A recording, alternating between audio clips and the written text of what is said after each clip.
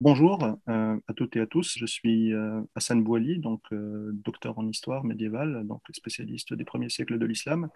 Ravi d'entamer avec vous l'ouverture du cycle de conférences sur les imaginaires eschatologiques en islam, euh, une perspective d'histoire comparée. Euh, Ce cycle de conférences est hébergé par le département, le laboratoire écriture de l'Université de Lorraine.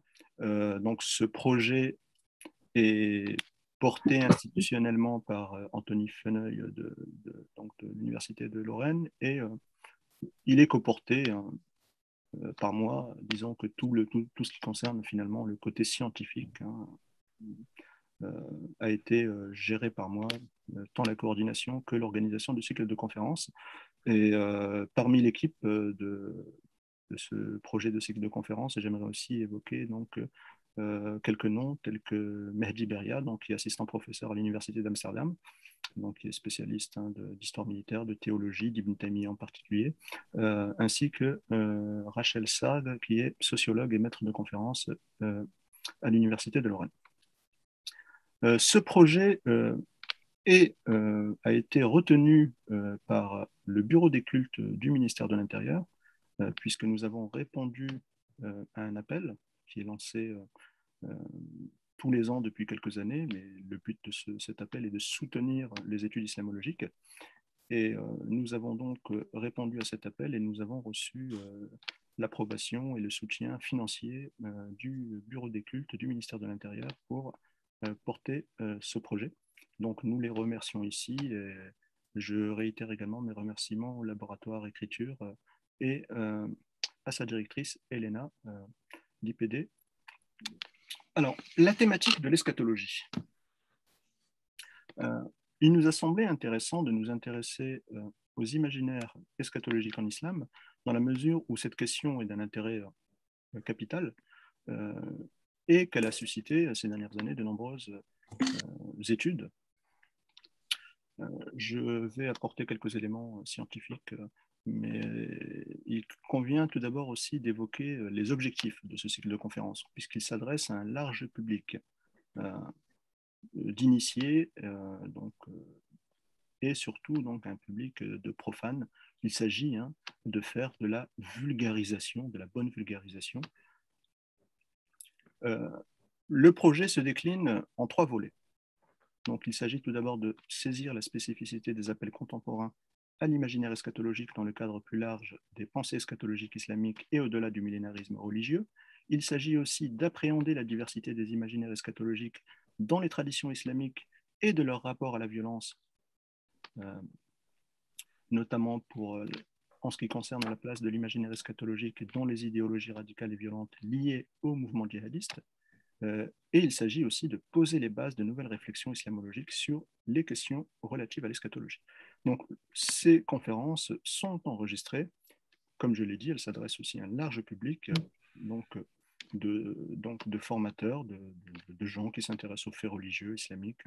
Et la thématique eschatologique est une question socialement vive, me semble-t-il, avec beaucoup aussi d'idées reçues. Et donc, il nous a semblé intéressant de donner la parole à des spécialistes euh, tels que monsieur le professeur Laurie, que nous avons le plaisir d'accueillir aujourd'hui, et aussi monsieur Youssouf Sangaré, que je présenterai tout à l'heure.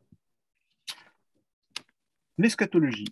Il faut tout d'abord avoir à l'esprit que euh, cette, euh, cette thématique eschatologique ne peut être, en islam, ne peut être pensée, si je puis dire, sans porter une observation attentive au texte coranique, puisque nous observons dans le Coran une obsession eschatologique.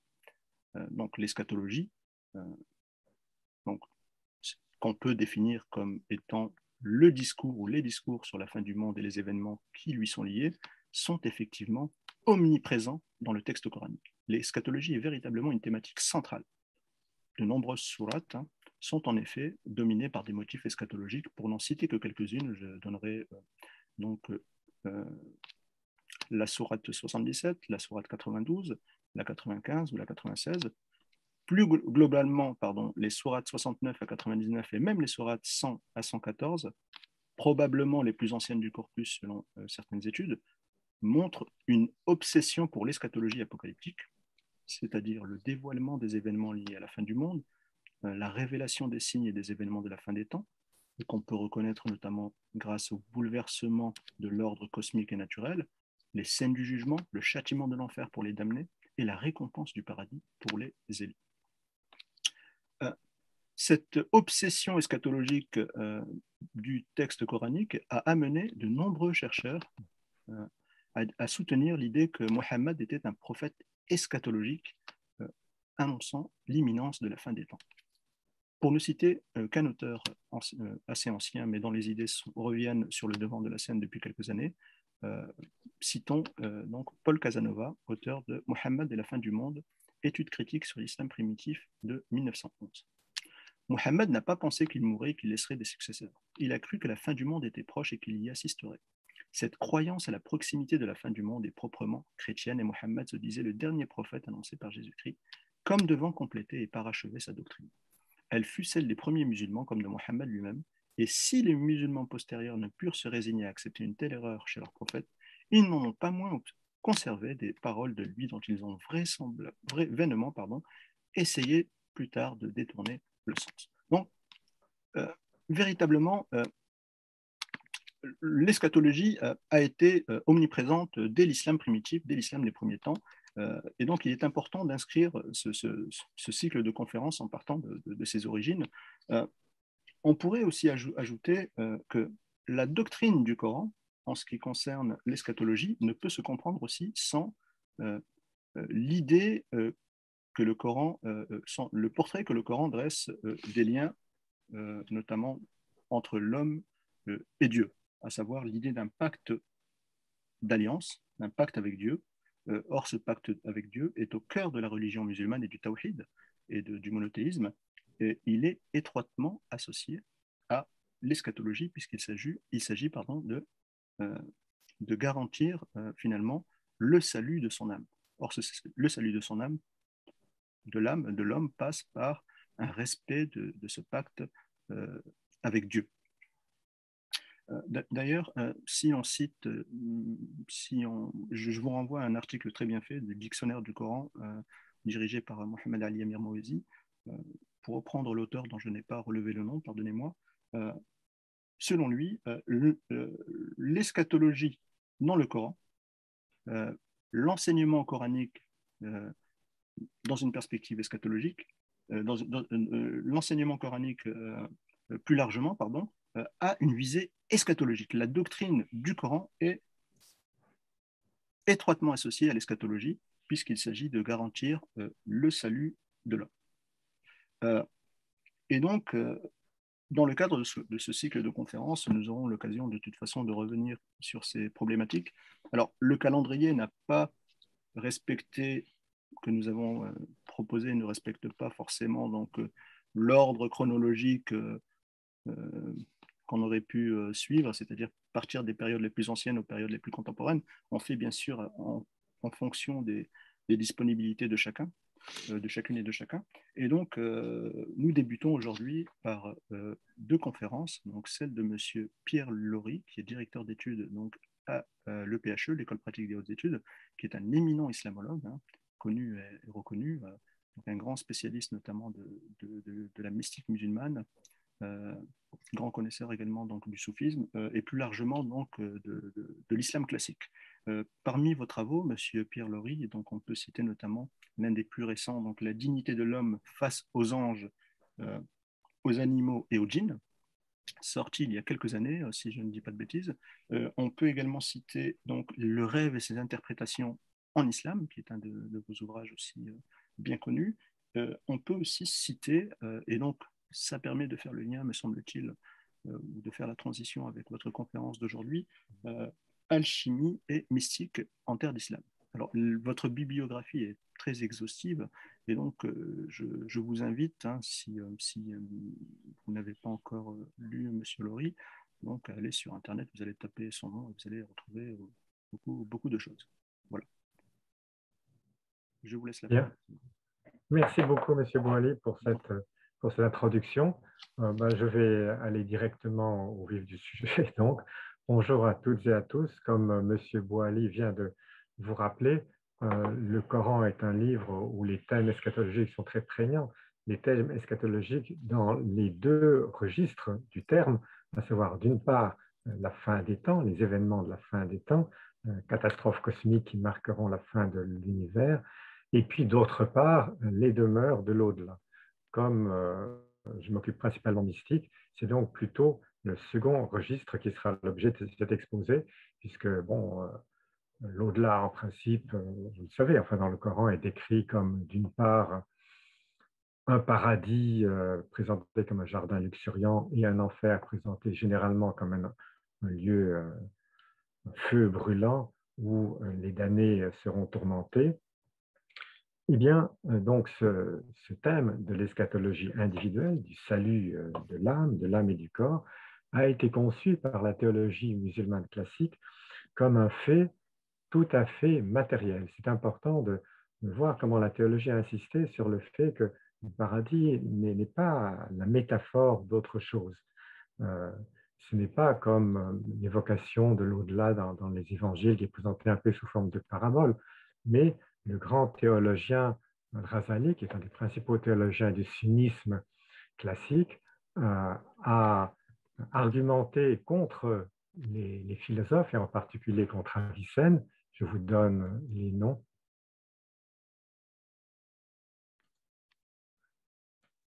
Voilà, donc Ghazali, mort en 1111, a discuté la philosophie, notamment celle d'Avicenne, et un des points sur lequel il disait que la philosophie d'Avicenne était inacceptable, qu'elle était véritablement de l'ordre du kufr, de la mécréance, c'est l'idée d'Avicenne que les stades supérieurs dans l'au-delà étaient des stades supérieurs, c'est que c'était les intellects purifiés qui avaient accès à la proximité divine et que les autres avaient au fond accès à un paradis d'images et de formes imaginables. Ça, c'est selon Ghazali, mais selon la majorité des musulmans sunnites, tout à fait inacceptable. Donc, il est très important de voir que le paradis est un lieu matériel qui existe déjà d'ailleurs, puisque le prophète Mohammed l'aurait vu lors de son ascension.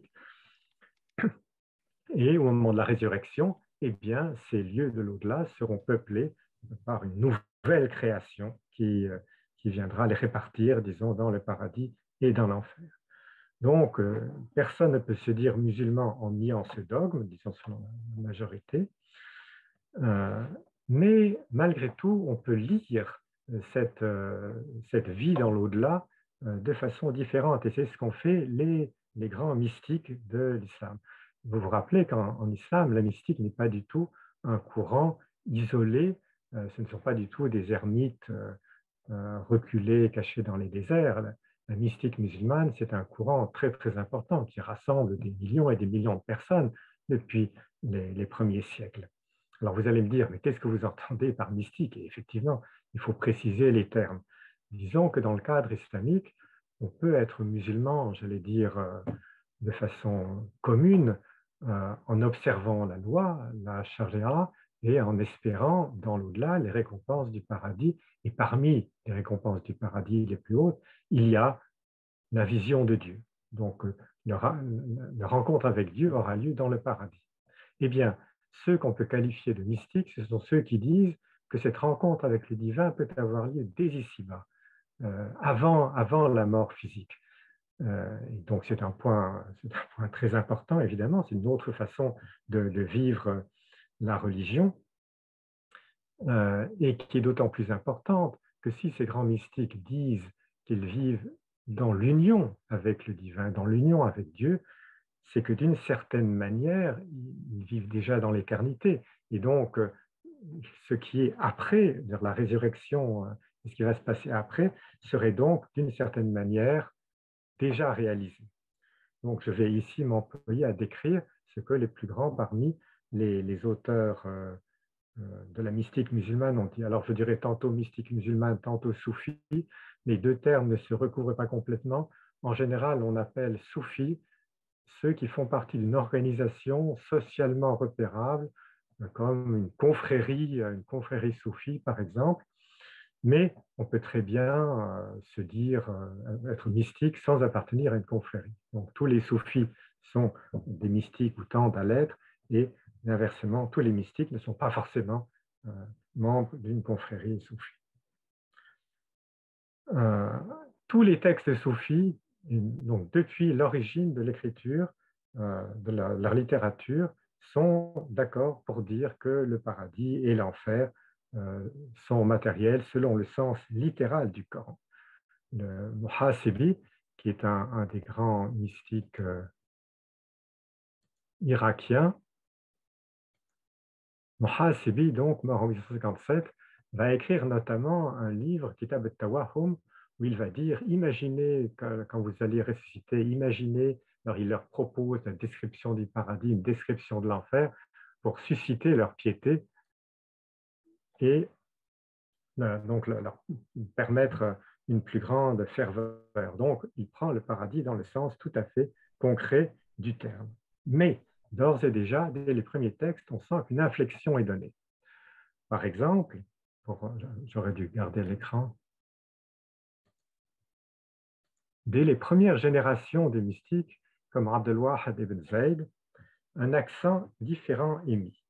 Abdul Wahid fait la différence entre les musulmans qui recherchent Dieu en attendant la récompense, et puis une récompense, et puis ceux qui adorent Dieu parce qu'il est Dieu, par pure vénération divine. Et bien sûr, les seconds sont supérieurs aux premiers. Et ensuite, va dire Abdul Wahid ibn Zayd dans ses sermons, dont on a gardé des fragments, l'amour de Dieu ici n'est pas complet, il n'est pas accompli dans la joie n'aura lieu que dans l'au-delà. Donc, cette attente eschatologique, à ce moment-là, archaïque de l'histoire, est complètement liée au texte du Coran. Il faut faire attention, le Coran est un texte qui sert de référence directe. Enfin, ces textes sont remplis de citations coraniques. On peut aussi citer Shaqiq al-Balkhi, qui est un peu plus tard. Shaqiq al-Balkhi, mort en 810, qui franchit un palier en commençant à parler de l'amour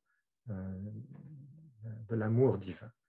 Cet amour divin vient comme une étape qui suit la crainte de Dieu et le désir du paradis. Ensuite vient l'amour. C'est-à-dire qu'on a l'impression que chez lui, l'amour divin est une intensification de la présence divine, d'abord présente dans la crainte. Ceci dit, Shaqiq al-Balkhi reste malgré tout dans une logique encore très coranique, à savoir que on est d'abord dans l'obéissance à la loi, et aimer Dieu, au fond, c'est pratiquer le culte et l'ascèse comme moyen d'agréer Dieu. Donc, l'amour, c'est le sommet du désir d'agréer Dieu. Par contre, alors on arrive à une autre conception de la mystique, et par la même occasion de l'au-delà, avec Rabia, une grande mystique qui a vécu dans le sud de l'Irak et décédée en 801. Rabia chante l'amour divin, mais un amour divin totalement gratuit, indépendant de toute rétribution de l'au-delà. Or, cette gratuité est un thème révolutionnaire car il touche à la définition même de ce que représente l'amour des hommes pour Dieu et de Dieu pour l'homme. C'est la nature même de la relation qui est changée. Chez Rabia, il y a une moquerie, un rejet de ce qu'elle appelle un amour mercenaire, de ceux qui pratiquent la religion dans l'espoir d'obtenir une rétribution ou par crainte d'être punis. Pour elle, c'est quelque chose qu'elle refuse. Et alors, quand elle argumentait auprès de ses ascètes, il demandait, mais toi alors, pourquoi est-ce que tu adores Dieu? Et elle répond, je le sers pour lui-même, ne me suffit-il pas qu'il me fasse la grâce de m'ordonner de l'adorer? Donc, Rabia refuse l'idée de récompense. Un jour, raconte-t-on, des visiteurs lui demandent pourquoi elle était tombée malade. On la retrouve au lit, elle lui demande pourquoi elle était tombée malade. Et Rabéa répond, j'ai regardé avec mon cœur vers le paradis et cela m'a rendu malade, je me suis repenti, je ne recommencerai jamais. C'est-à-dire l'idée même d'avoir pensé que Dieu pourrait la récompenser pour son amour l'a rendu malade. Une autre anecdote, la présente, discutant avec un juriste connu, qui lui demande, as-tu fait une seule œuvre en espérant que Dieu l'agrée de toi? Elle répondit, s'il y en a une, c'est la crainte d'être récompensée, oui, que Dieu me récompense. Donc, l'infiltration d'une dose même de désir intéressé, lui, était complètement fermée. Beaucoup de phrases rapport à l'amour gratuit ont été rapportées d'elle, mais se rapportant à l'au-delà, en particulier, on citait devant elle le verset du Coran 55 et 56 de la sourate 36. Je cite, « Les gens du paradis seront ce jour-là dans une occupation qui les emplit de gaieté, fakirun, eux et leurs épouses sous les ombrages, accoudés sur des divans. Là, ils auront des fruits et ils auront ce qu'ils réclameront. » Et Rabéa s'exclame, « Pauvres gens du paradis qui se soucient de folâtrer avec leurs épouses. » C'est-à-dire, elle voulait dire, ils sont là, ils sont devant Dieu, et ils sont en présence de Dieu, et tout ce qu'ils trouvent à faire, c'est de s'amuser, en quelque sorte. Rester célèbre aussi, c'est la figure de Rabéa voulant détruire le paradis et l'enfer. Cette femme se promenant avec un seau rempli d'eau et une torche enflammée. Et quand on lui demande pourquoi, elle répond qu'elle veut noyer le paradis et brûler l'enfer afin que les hommes regardent Dieu sans espérance ni crainte. Alors, ça a l'air de rien, cette phrase, cet exemple ont eu beaucoup de succès, mais malgré tout, elle touche quand même un point très délicat de la prédication coranique, car la prédication coranique est fondée précisément sur l'idée de rétribution, souvent dans un langage pratiquement commercial. Vous aurez un bon salaire, c'est un bon échange ou c'est un mauvais échange. Alors, bien sûr, Rabéa n'était pas une théologienne, on ne lui en a pas voulu, mais la question posée était quand même réelle. La question va se poser à la théologie, est quand même réelle. Qu'est-ce qui mène au paradis? En théologie islamique, c'est quand même la foi qui sauve. Bon, bref, je ne vais pas m'attarder là-dessus, mais cette position de Rabéa va quand même faire surgir toute une série de questions et éventuellement de comparaisons possibles entre la notion du paradis en islam et dans le christianisme, parce que de façon paradoxale, on pourra en reparler, la figure de Rabéa a surgi dans l'histoire de la spiritualité chrétienne à l'époque du piétisme, de la querelle du Purim. Autre personnage que je citerai rapidement,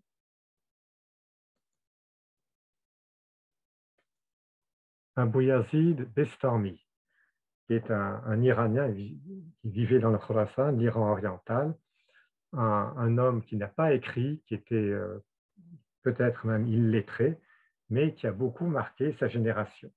Pour lui, il allait dans le même sens que Rabéa, le paradis, je cite, le paradis est le voile suprême, car les gens du paradis demeurent en confiance au paradis, et quiconque fait cela demeure et met sa confiance en ce qui n'est pas Dieu. Il reste par conséquent voilé. Donc, selon lui, le paradis est un voile, seul compte l'amour de Dieu, et ceux qui vont au paradis, qui pensent au paradis pour leur plaisir, se détournent de Dieu. Au contraire, les vrais amants de Dieu ne pensent qu'à lui, qu'à Dieu. Et, disait Bestami, s'ils allaient au paradis et qu'ils étaient privés un seul instant de l'amour de Dieu, ils crieraient au secours et quitteraient le paradis, car le paradis, sans l'amour de Dieu, deviendrait véritablement un enfer. Bref, en un mot commençant, Dieu seul suffit, tout le reste n'a aucune importance. Et d'ailleurs, comme le dit Bestami lui-même, tout est déjà là. On récitait devant lui le verset 85 de la sourate 19. Rappelle-toi le jour où nous rassemblerons les pieux sur des montures et en grande pompe auprès du tout miséricordieux. L'Islam déclare, celui qui est auprès de lui, celui qui est auprès de Dieu, n'a pas besoin d'être rassemblé, n'a pas besoin d'être ressuscité, car il est déjà son compagnon pour toujours.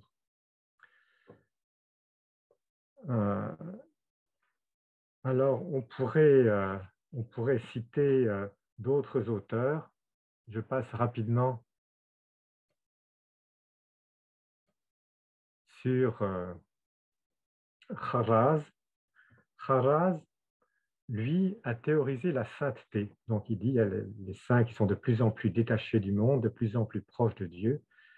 Et les hommes qui sont les plus proches de Dieu sont encore inférieurs à ceux qui ont quitté leur qualité humaine pour assumer celle de Dieu. Donc, on atteint ici un palier encore supérieur au précédent, à savoir que la présence divine vient en quelque sorte suffuser, habiter dans l'être humain parce que le mystique adopte les attributs divins. Parce qu'en effet, c'est la logique qui soutient tout cela, en fait, Dieu est le seul réel, Dieu seul existe, c'est lui qui donne toute existence, donc l'être humain a quelque chose de factice, et le jeu humain, le moi humain, est donc factice, voire illusoire. En fait, dit Kharaz, seul Dieu peut dire « je ». Et tout jeu humain s'articule forcément sur le jeu divin. Tout, au fond, tout mystique ne peut dire que « an-al-haq ». Mon moi, en fait, s'articule sur le moi divin.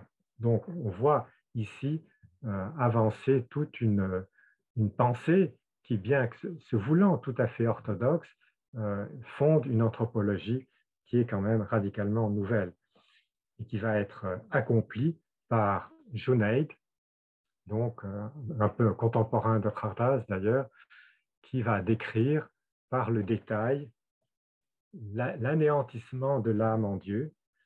L'anéantissement de l'âme en Dieu qui, d'une part, signifie que l'être humain, dans ce qu'il a de terrestre, est comme aboli, mais d'autre part, il est en quelque sorte rempli ou de quelque manière identifié à la présence divine. Et là, Junayd est catégorique, on ne peut absolument pas décrire cet état-là, le bonheur de cet état-là. Il fait des allusions au jardin verdoyant, mais on ne sait pas s'il fait allusion à un paradis réel ou bien à un état spirituel qu'il précise et insiste. Aucun mot ne peut le décrire en langage humain. Alors, ça, ce sont les mystiques, je vous parle des mystiques anciens, disons, des premiers siècles, des 2, 3, 4e siècle de l'Hégire. En ce qui concerne l'époque classique, celle qui va marquer la maturité de la pensée mystique, il y a deux grands noms que je voudrais citer. Le premier est celui de Razali, dont je parlais un instant, qui est un très grand théologien sunnite et qui a joué ce rôle absolument essentiel dans l'histoire de la pensée musulmane, qu'il a installé l'expérience mystique dans le dispositif théologique du sunnisme. Il a écrit plusieurs livres où il parle spécifiquement de l'au-delà et de l'eschatologie, notamment dans la 4e partie de sa vivification des sciences des religions et dans un traité intitulé La perle glorieuse. Et dans ces textes, Razali explique qu'au fond, il y a dans la démarche religieuse deux dimensions. Il y a ceux qui, au fond, pratiquent la religion, mais au fond, de façon intéressée, mais ce qui n'est pas illégitime. Et puis, il y a ceux qui recherchent uniquement la face de Dieu. Eh bien, cette double dimension se reflète dans le paradis. Ceux qui cherchent Dieu uniquement, eh bien, ils vont se trouver dans un paradis matériel, mais au fond, ce n'est pas ça qui leur importera. Ce n'est pas la demeure qui leur importe, c'est le propriétaire de la demeure. De la même manière, ceux qui seront damnés subiront des des châtiments physiques en enfer, mais le pire de leurs tourments seront leurs regrets, par exemple. Le plus grand bonheur, dit Razali, c'est de connaître Dieu. Il n'y a aucune jouissance qui soit supérieure à cette connaissance, et d'ailleurs, on peut dire de façon un peu paradoxale que les jouissances terrestres ne sont qu'une image dégradée de ce bonheur de connaître Dieu, dégradée dans la dimension sensible. Et Razali insiste aussi beaucoup sur le fait que ces bonheurs paradisiaques ne sont pas imaginables pour nous, comme l'atteste le hadith, que le Coran présente des images en termes terrestres de ce que peut représenter le bonheur, mais évidemment, on ne peut pas le décrire complètement. Une autre réflexion vient conforter et compléter celle de Razali, c'est celle d'Ibn Arabi, qui est un grand penseur mystique andalou, mort en 1240 à Damas. Ibn Arabi est très important parce qu'en plus, sa pensée a été adoptée ou imprègne l'ensemble de la pensée mystique depuis lors. Ibn Arabi a été très loquace, il a consacré de longs textes à ce qui va se passer dans l'au-delà, le nombre de demeures, des demeures, pardon, la topologie de ces demeures. Pour faire bref, donc, il détaille trois grands axes, trois grandes demeures. Un premier paradis où entreront les enfants, les bébés, les enfants morts en bas âge, les fous et les monothéistes qui n'ont pas eu de prophète. Dans un second paradis viendront tous les musulmans qui ont mérité l'enfer, qui ont été en enfer, mais comme ils ont quand même été musulmans, ils s'en sortiront soit par l'intercession des autres, là on pourra revenir sur cette question de l'intercession éventuellement, soit par pure grâce divine. Et enfin, le troisième, le paradis des actes, va accueillir tous ceux qui ont cru, mais en fonction de leurs actes. Donc là, il y aura des centaines et des centaines de demeures à l'intérieur de ce paradis des actes. Alors, ceux qui auront une existence assez à ras de terre vont y trouver des plaisirs purement sensibles, mais les saints, eux, vont tout de suite être présents à la dimension spirituelle du paradis, à savoir la présence de Dieu. Tout au sommet de toutes ces demeures, il y a là où se trouvent le prophète, les prophètes et les grands saints. On peut noter d'ailleurs que ça correspond à une anthropologie chez Ibn Arabi, comment dire, qui ne concerne pas que l'au-delà, à savoir que l'amour humain pour une femme, ou la musique par exemple, dès ici-bas peut être vécu sur des registres différents.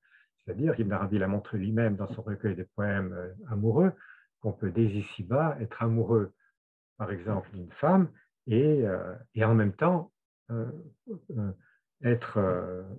percevoir l'aspect de l'amour divin qu'il y a derrière.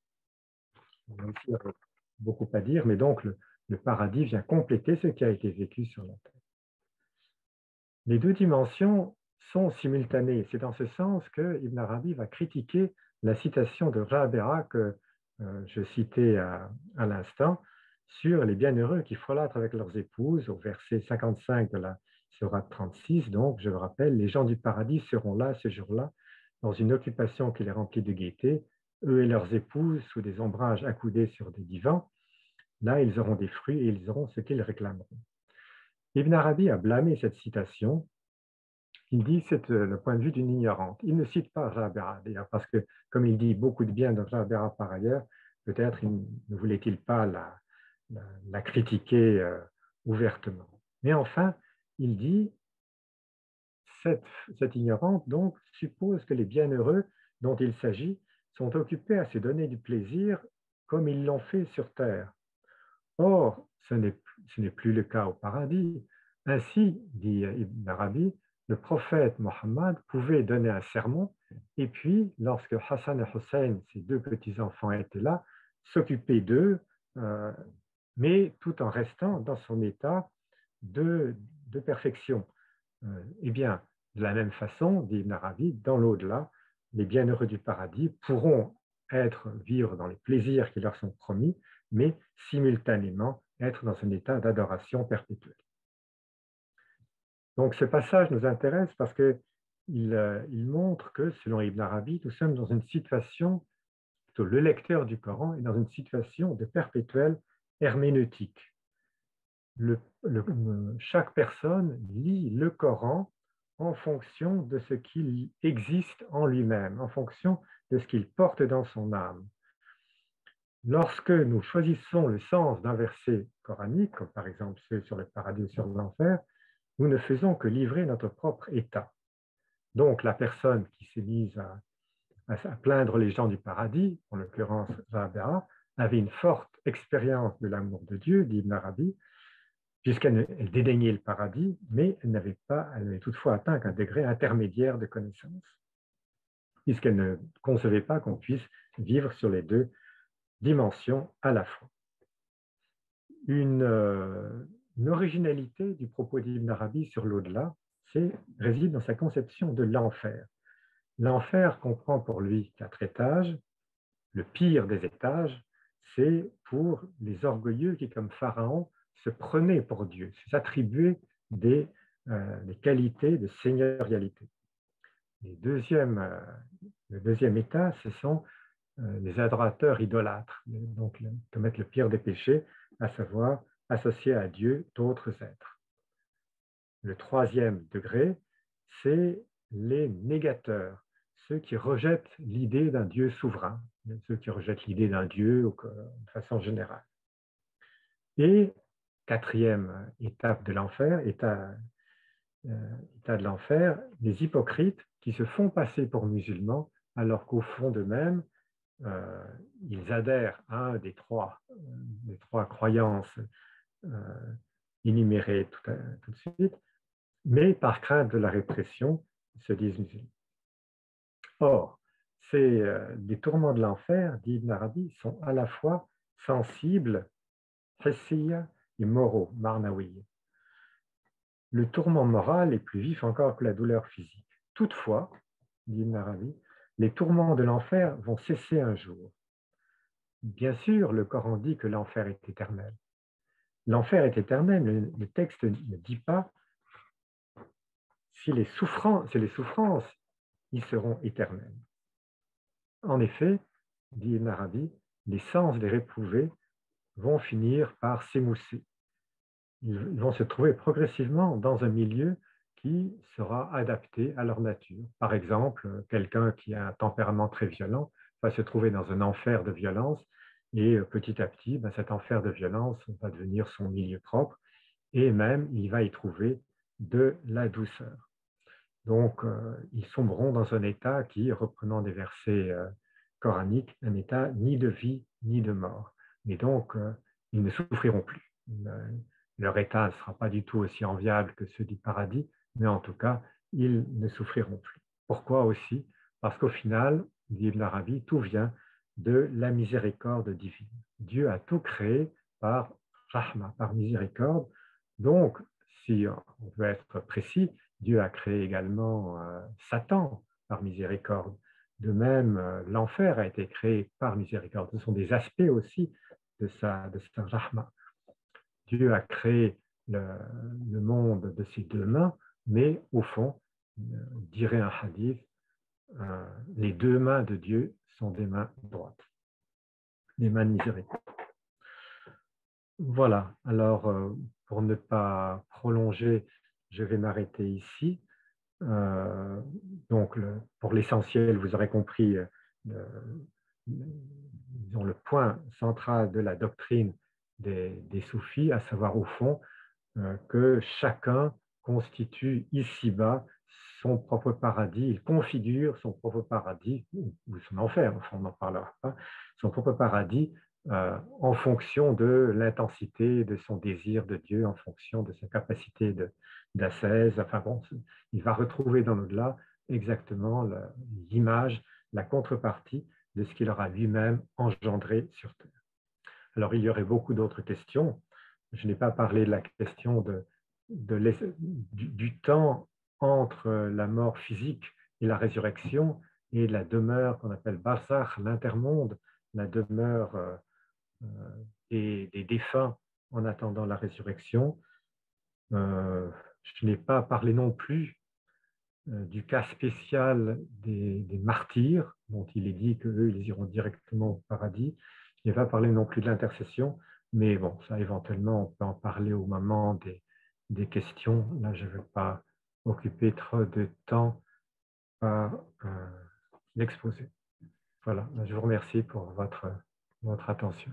Merci à vous, merci infiniment, Monsieur Laurie, hein, Monsieur le professeur Laurie, pour ce brillant exposé, et très clair et qui a permis donc de brosser un tableau large et en même temps incarné avec des figures importantes de la pensée mystique. Alors, je me permets d'ouvrir le bal avec les questions. Alors, j'allais justement vous poser la question sur la thématique de la résurrection des corps.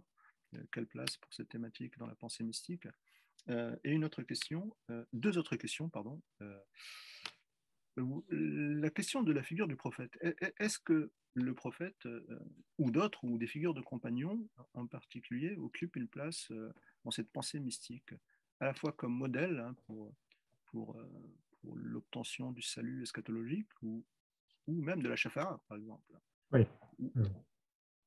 Et enfin, dernière question, est-ce que vous savez si les mystiques musulmans des premiers siècles ou des périodes plus tardives ont été influencés ou pas par des mystiques d'autres traditions religieuses?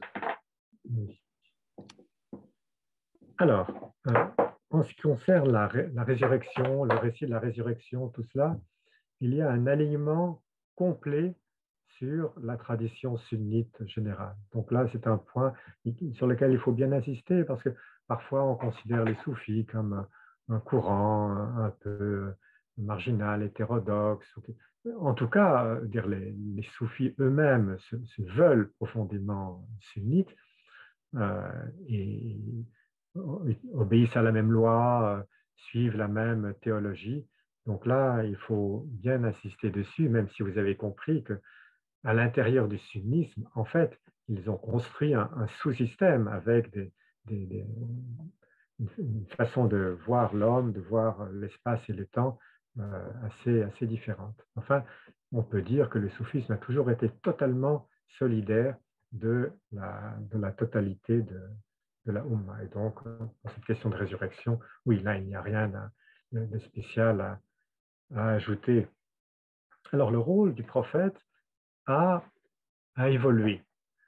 Au départ, dans les premiers siècles, le prophète était peu évoqué parce qu'à l'époque, le sunnisme n'était pas encore constitué et donc le rôle pivot du prophète infaillible n'était pas encore installé. Il y a par exemple des anecdotes où on raconte que Jahabéa a vu le prophète en rêve et le prophète lui demandait Jahabéa, m'aimes-tu? Et Jahabéa lui répond mais envoyé de Dieu, qui ne t'aimerait pas? Mais mon amour pour Dieu m'occupe tellement que je ne peux pas faire attention aux créatures. Donc, il y a eu cette idée chez Jahabéa, mais d'autres, hein, ce n'est pas la seule, pour laquelle l'amour de Dieu est tellement important que le prophète est un intermédiaire finalement. Donc, il y a un autre qui n'arrêtait pas de réciter La ilaha illallah et on lui demandait mais quoi, et la seconde partie de la shahada, il a dit si je meurs, je ne veux pas être en train de réciter le nom d'une créature qui serait comme obstacle à mon amour pour Dieu.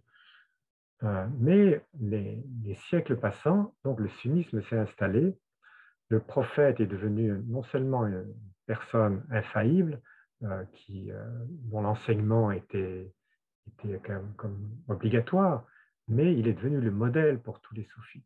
Les grands recueils de hadiths sur les Dalaïl al-Nubuwwa, les fada'il du prophète, etc., montrent un homme qui est au-dessus, disons, de la capacité humaine, qui a un savoir immense, qui accomplit des miracles. Et donc, il est devenu aussi un modèle pour les soufis. à telle enseigne que les soufis disent on ne peut, enfin les soufis à partir, disons, de la fin du Xe siècle, du XIe siècle de l'ère courante, ne peuvent avoir accès à Dieu qu'en suivant la sunna du prophète. Mais par sunna du prophète, il n'entendait pas seulement la sunna, l'application de la charia, mais l'exemple intérieur du prophète. Il faut essayer d'imiter les états spirituels du prophète. Donc, progressivement, essayer de se rapprocher tellement du prophète qu'on s'unit au prophète, en quelque sorte, qu'il y a un fana de Rasoul, un anéantissement dans le prophète qui conduit, qui est en quelque sorte l'entrée vers l'anéantissement en Dieu. Donc, soufisme tardif, c'est plutôt un soufisme mohammédien, effectivement. Alors, pour la troisième question, le rapport avec d'autres religions, là, on est un peu embarrassé parce que, à la fois, il est certain que la mystique musulmane s'est développée sur un substrat notamment chrétien et juif, mais en même temps, en tout cas, le soufisme classique ne donne pas l'impression qu'il y ait eu ce qu'on appellerait des échanges à l'heure actuelle, même si on voit dans la littérature mystique juive des emprunts, des citations textuelles des soufis.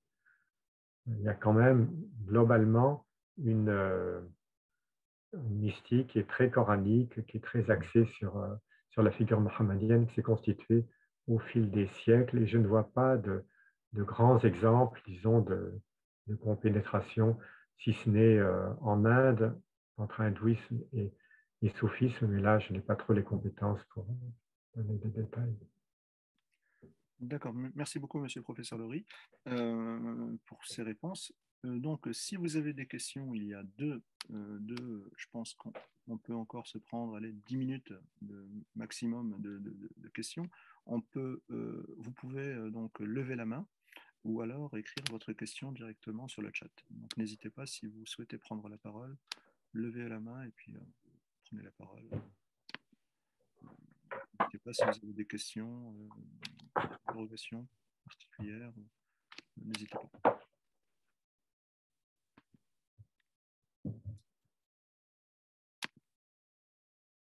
Donc profitez, hein, vous avez donc un éminent savant, un éminent islamologue. Hein, donc il faut. Ah, donc on a.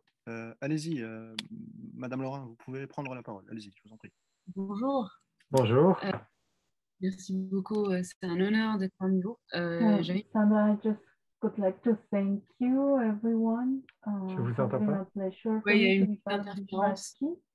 And... Ok. Vous avez parlé brièvement au début du point où Razali refutait totalement Avicenne sur le matérialisme du paradis. Est-ce que vous pouvez élaborer un peu plus sur ce point-là, s'il vous plaît?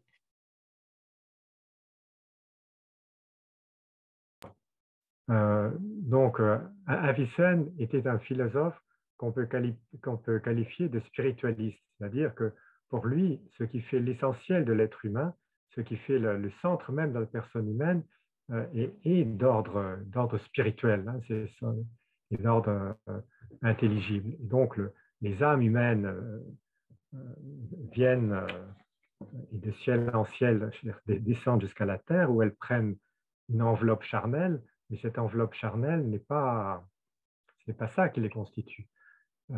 Et sur terre, les êtres humains, voire les philosophes précisément, se purifient par l'ascèse, par les bonnes mœurs, par la réflexion philosophique, et ainsi purifient leurs âmes, disons, des attachements terrestres, et après la mort, ils se rapprochent des autres intellects angéliques et de Dieu aussi. Donc c'est ça le vrai paradis, c'est la plus grande béatitude qu'on puisse imaginer.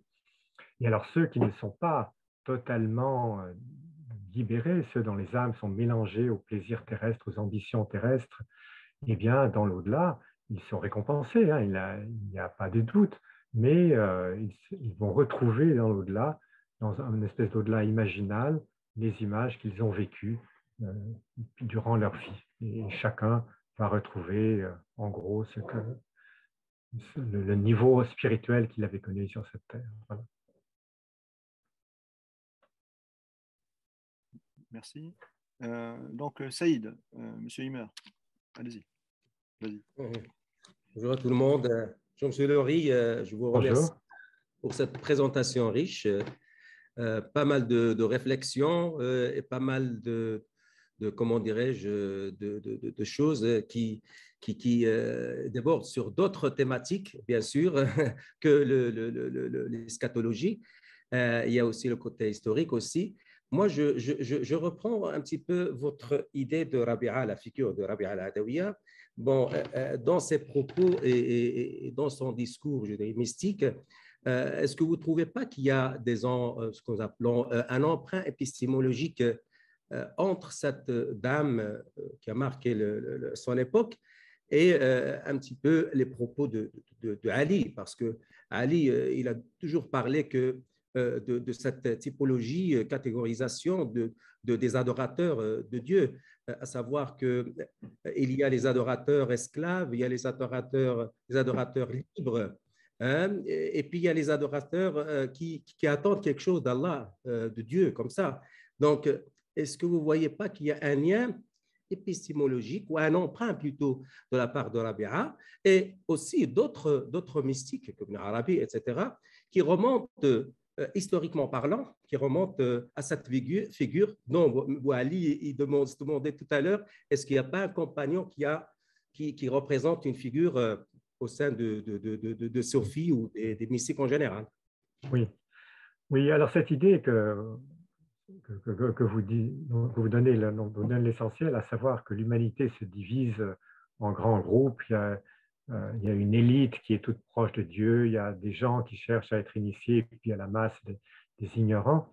Elle se trouve dans le chiisme, mais elle se trouve aussi intégralement dans le soufisme. Alors, je ne saurais pas dire s'il y a une antécédence de cette citation de Ali ou pas. Ça, honnêtement, je n'ai pas fait de recherche sur ce point, mais c'est des bases même de la vision soufie de la société, hein, très élitiste, très élitiste. Il y a véritablement pour eux, dans le soufisme sunnite, donc l'idée que les awliya, les saints, c'est une humanité à part, qui est beaucoup plus proche des prophètes que des autres hommes de l'âme, de la masse. Quant à Rabi'a elle-même, c'était une femme dont on ne connaît pas très bien la biographie, mais on sait qu'elle était illettrée. Elle baignait dans un milieu, je ne sais pas, enfin, ce n'est pas une théologienne en tout cas, elle n'était pas une théologienne. D'elle, on ne peut rien dire. Ceci dit, s'il était exact de noter qu'elle vivait en Irak, dans le sud de l'Irak, qui est une terre qui a été chiite depuis les origines, c'est vrai, enfin depuis les origines de l'islam, mais on ne peut guère en dire plus. Enfin, je ne sais pas si j'ai répondu à votre question. Oh, merci, oui, c'est ça ce que je m'attendais. Merci à vous. Alors, à propos, oui. Oui, Non, il faut qu'il y ait madame. Ah oui, allez-y, Monsieur Lori, allez-y. Oui, à propos de l'eschatologie en tant que, comment dire, vision de la fin des temps. Les soufis dont je parle, je me suis un peu intéressé à ce qu'ils ont dit sur les catastrophes de la fin des temps, les guerres. Les plus anciens ont été absolument catastrophés par la grande fitna, le fait que les musulmans commencent à une guerre civile à l'époque du califat de Ali précisément, et pour eux, c'était déjà annonciateur de la fin, en quelque sorte.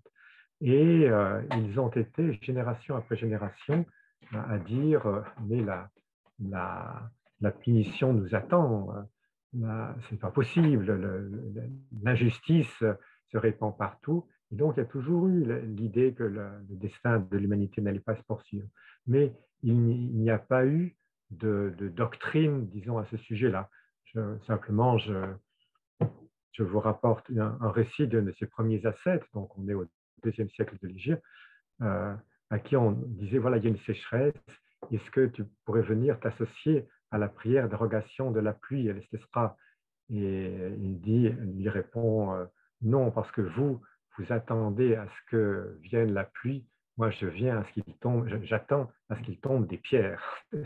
Donc tout ce que mérite l'humanité, c'est une pluie de pierres, voilà, comme les donnée par les oiseaux ababiles.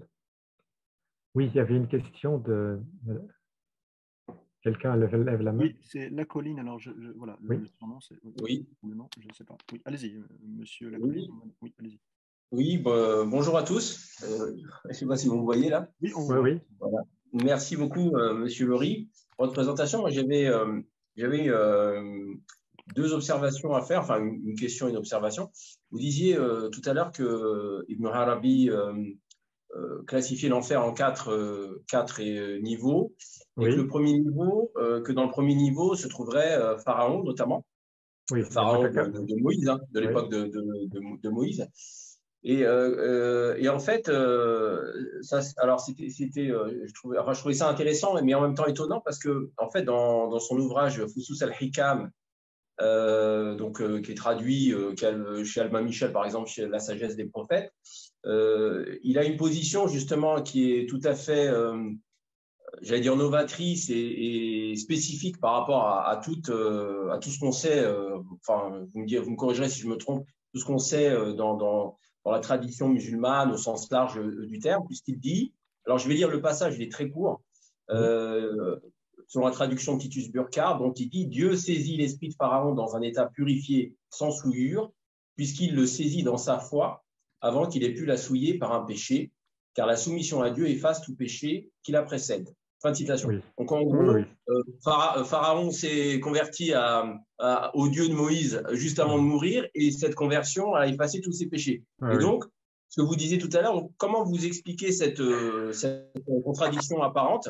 Donc ça, et puis avant de vous laisser répondre, sur ce que vous disiez aussi sur les premiers temps du soufisme, où le prophète n'était pas une figure, disons, aussi centrale qu'il a pu le devenir après. Je trouvais ça très intéressant. Vous avez cité l'exemple de Rabi'a al-Adawiya. Je voulais savoir s'il y avait d'autres exemples, d'autres figures du soufisme où la figure du prophète n'était pas aussi centrale qu'elle a pu le devenir par la suite. Voilà, je vous remercie. D'accord, oui. Alors, pour ce qui concerne le Pharaon et le sort post-mortem de Pharaon, effectivement, la remarque est tout à fait juste. La remarque est tout à fait juste, mais il faut avouer que dans l'œuvre monumentale d'Ibn Arabi, on trouve quand même des contradictions. C'est-à-dire qu'il a écrit certainement des centaines de pages par jour. Enfin, donc, et il écrivait dans une espèce d'écriture automatique, d'inspiration. Lui-même disait qu'il écrivait sous dictée divine ou sous la dictée du prophète.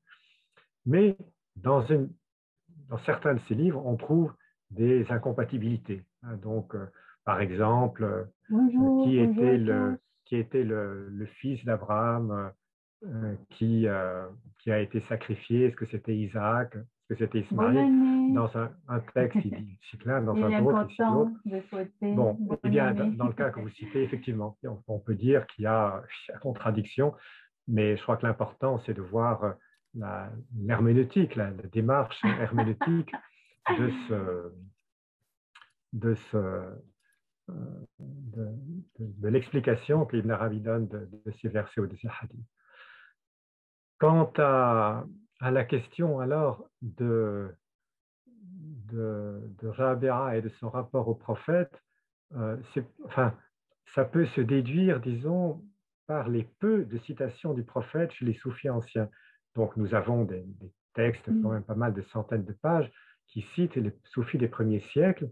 Et ce qui est étonnant, c'est combien peu de fois l'exemple du prophète est invoqué, alors que dans les traités postérieurs, disons, qui correspond disons, à l'ère courante, fin du 9e et surtout à partir du 10e siècle, la figure du prophète devient omniprésente.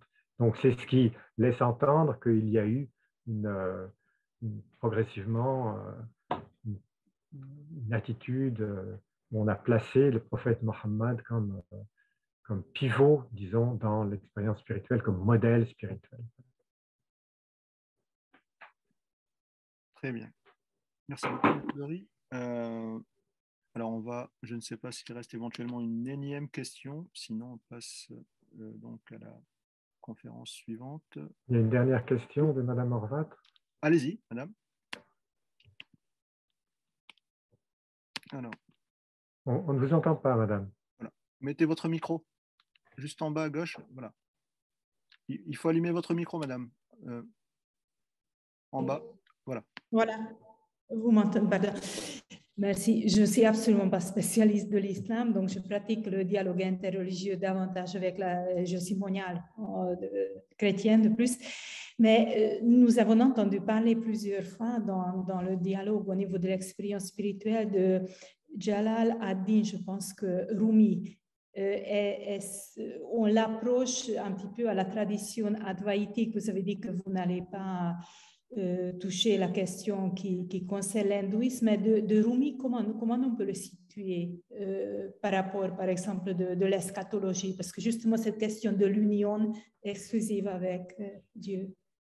Oui, vous savez, la doctrine de Rumi, elle a ses accents propres, mais globalement, les soufis professent une idée qui est quand même à peu près la même dans tous les courants et chez tous les auteurs, à savoir que c'est Dieu fondamentalement qui existe. Et les hommes n'existent que de façon dérivée, de façon relative à Dieu. Donc, il n'est pas besoin de faire allusion à l'hindouisme ou quoi que ce soit, c'est quelque chose de profondément coranique.